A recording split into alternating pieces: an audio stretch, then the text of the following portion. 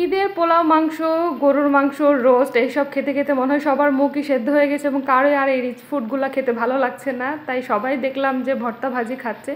আমিও 2 দিন ধরে ভর্তা ভাজিই খাচ্ছি এবং আজকেও ভর্তা করেছি, ভাজি করেছি এবং সাথে করছি ডাটা আলুর চচ্চড়ি, যেটা প্রথমবারের মতো রান্না করছি। তাই ভাবলাম আপনাদের সবার সাথে রেসিপিটা শেয়ার করে ফেলি। এখানে আমি অল্প একটু তেলের মধ্যে পেঁয়াজটাকে নরম করে এর মধ্যে দিয়েছি আদা রসুন বাটা এবং পানি দিয়েছি এবং অল্প কিছু সব উপকরণ দিয়ে ভালো মতো কষিয়ে নিব। আর যেহেতু ডাটা এবং আলুটা আমি অল্প করেই রান্না করছি একবেলার জন্য, সেজন্য আমি সব মশলা, গুঁড়া মশলা যা যা আছে সব কিছু আমি অল্প অল্প করে দিয়েছি। হলুদের গুঁড়া, মরিচের গুঁড়া, জিরা গুঁড়া, ধনিয়া গুঁড়া দিয়ে ভালো মতো এটা কষিয়ে নিব। আবার একটু পানি দিয়ে ভালো মতো এটা কষিয়ে নিব যেন কাঁচা গন্ধটা চলে যায় মশলার। স্বাদ মতো দিচ্ছি লবণ। রান্নাটা প্রথমবার করছি তাই একটু ভয়েই ছিলাম যে স্বাদ কেমন হয়, কিন্তু পরবর্তীতে রান্না করতে করতে মনে হলো না, রান্নাটা সহজ আছে, পারফেক্টলি রান্না করা যাবে। এর মধ্যে যখন এটা পানিটা দিয়ে আরেকটু পানি দিয়ে কিন্তু আমি ভালো মতো মশলাটা কষিয়ে নিয়েছি। এর মধ্যে দিয়ে দিয়েছি হচ্ছে আমি 1 চামচের একটু কম হচ্ছে সরিষা বাটা। আমার এটা হচ্ছে কালো সরিষা বাটা, আপনারা সাদাটাও ব্যবহার করতে পারেন। আমার কাছে কালোটা ছিল সেজন্য কালোটাই আমি বেটে নিয়েছি।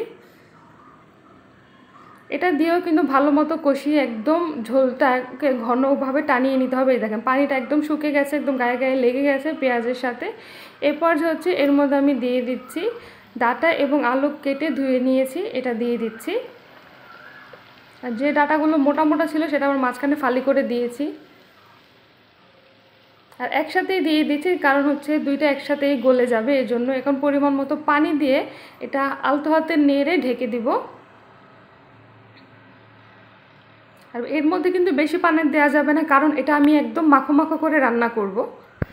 তাই পানির পরিমাণটা বুঝে দিতে হবে। এটা কিন্তু মাখো মাখো করে রান্না না করলে মজা লাগবে না, বেশি পানি হয়ে গেলে পানি পানি স্বাদটা ভালো লাগবে না।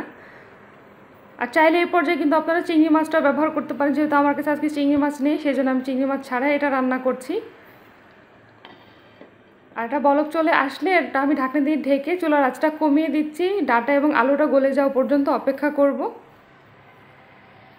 আর এর মধ্যে আমি এর আগে একবার খুলে দেখেছি যে পানির পরিমাণ ঠিক আছে কি না, নাহলে আরেকটু পানি দিতাম। পরে দেখলাম না, পানির পরিমাণ ঠিক আছে। আলু এবং হচ্ছে ডাটাটাও মানে হচ্ছে 60-70% মতো গলে গেছে। তো এই পর্যায়ে আমি দিয়েছি কাঁচামরিচ আর হচ্ছে টমেটোটা দিলে এটার ফ্লেভারটা অনেক বেশি ভালো আসে, তাই আপনারা টমেটোটা দিতে পারেন। যেহেতু আমার প্রথমবারের রান্না, ইউটিউব ঘাটাঘাটি করে দেখলাম বেশিরভাগ মানুষই টমেটো দিয়েছে স্বাদ বেটারের জন্য, তাই আমিও ভাবলাম টমেটো দিয়ে দিই।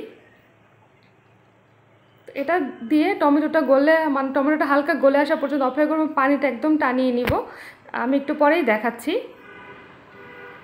দেখেন ঝোলটা একদম শুকিয়ে গেছে, এতটুকু ঝোল থাকবে, কারণ এরপর যখন এটা ঠান্ডা হয়ে যাবে এই ঝোলটাও টেনে যাবে, একদম গায়ে গায়ে লেগে আসবে যখন ঝোলটা ডাটা এবং আলুর সাথে, তখন হচ্ছে এটা রান্না হয়ে গেছে। এখন চুলাটা বন্ধ করে দিচ্ছি, দেখতেই পাচ্ছেন। আর সামনাসামনি সরিষা বাটার যে একটি স্মেল পাওয়া যাচ্ছে, এটা খেতে যে কি দারুণ হয়েছে। যারা এখনও এটা ট্রাই করেননি, মানে নতুন রাঁধুনিরা যারা আছেন, তারা কিন্তু ইজিলি এই খাবারটা রান্না করে ফেলতে পারে এবং গরম ভাতের সাথে এটা যে কি দারুণ লাগে। রান্না করে একবার খাবেন। আর এটার মধ্যে যদি চিংড়ি মাছ দেওয়া যায় ফ্লেভারটা আরও বেশি ভালো হয়। আলহামদুলিল্লাহ, প্রথমবারের রান্না আমার খুবই ভালো হয়েছে। গরম ভাতের সাথে অতুলনীয় একটা স্বাদ লেগেছে। আপনারা চাইলে এটা রান্না করে ফেলতে পারেন। আশা করি আজকের ভিডিওটা ভালো লেগেছে। আল্লাহ হাফেজ।